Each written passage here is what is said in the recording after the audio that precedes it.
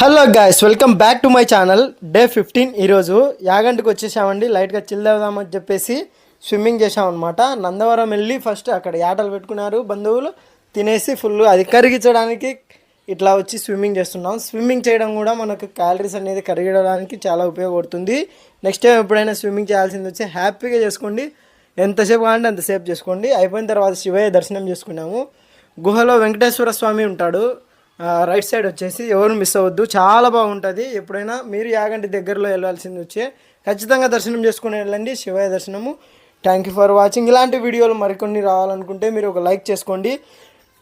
మనం ఈ 100 days challenge start చేసినప్పటి నుంచి ఫంక్షన్లు ట్రిప్స్ పడుతూనే ఉన్నాయి. మనం వెళ్తూనే ఉన్నాం, స్కిప్ చేయకూడని ఫంక్షన్లు పడుతున్నాయి అన్నమాట.